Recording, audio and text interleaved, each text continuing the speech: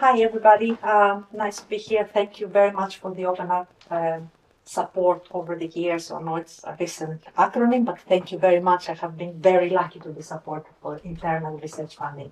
I'm not very good with technology, and I sense this is kind of spooky, I heard. So Next time soon we'll be able to do it. Thank you.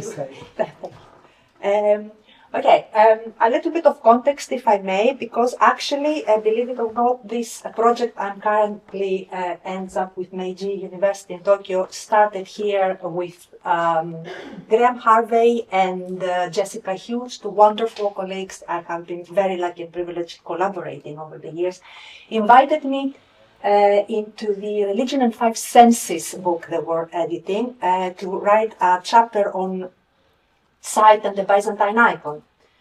And obviously, I started doing some work outside, thinking outside the box, and I came across some material, I presented it to them, and I put it into writing. And then Jessica, for those of you who know Jessica, you know how supportive and wonderful she is, talked about the Spinari, and she said, "Oh, Angeliki, this is very convincing, the scholarship in this." And I told her, "Jessica, this is my idea, it's not been published." She said, "Oh my God, Angeliki, she said, immediately do something with this," which I did. So I started thinking about associative narrative in Byzantine monumental painting. I'll come to that, that's why I put the fresco there, I'll talk about it. So in 2024, I was awarded a research fellowship under Barton Oakes based on this Spinario theme, which I started with Harvey and Jessica. And I actually awarded that fellowship, which was wonderful. Barton Oakes, part of Harvard University for Byzantinists, is like the ultimate paradise or whatever, Shangri-La, Mecca, whatever you want to call it. I felt I was a child let loose in a candy shop and nothing, it was beautifully open shelves. I did a lot of work there. So I perfected my article on the Spinario, and because news moves fast in Byzantine studies, then I got an invitation from Brill to write a short book, Byzantine Research Perspectives, on the research I just had finished in the Barton Oakes. So I applied for funding to OpenARC, very generously received it, and I went to Munich to research on my book. Again, another lovely library, open shelves. Again, you go there, you grab whatever you want. It's wonderful. Open shelf libraries are wonderful. And while I was working on my book, in the middle of that, I received an invitation from Meiji University, and I know I pronounced that correctly because I checked with wonderful Naoko. It's Meiji University in Tokyo, and to apply to go there for a fellowship to continue on the theme. So I stopped working for the book. I started working on the invitation, and I applied and I got it, so I'm going there in June.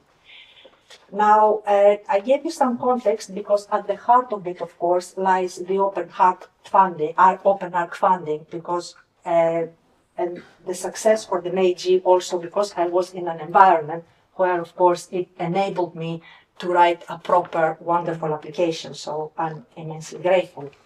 And before I stop, just tell you what on earth is this associative narrative in Byzantine iconography. I promise you're not a member of the Greek Board of Tourism, but don't pay me, but for whoever can go to Mistras, a medieval city. This is a wonderful fresco from the Pandanus and Mistras, the Baptism of Christ. And I don't know if you can see, but there are a lot, it's the Baptism of Christ and a lot of naked people kind of floating and swimming around. Now, this has been interpreted for years in scholarship, like Byzantine art is looking back into classical art and leisure scenes like the Nile and Jordan and everything. And no matter how much I would love to, because I'm also a Byzantinist, but I'm also a Greek, and I would like to see the continuation from classical Greece to Byzantium. If you come closer, these people are naked and limp. I don't think that's the idea of swimming, at least not. So that was not me, I promise you.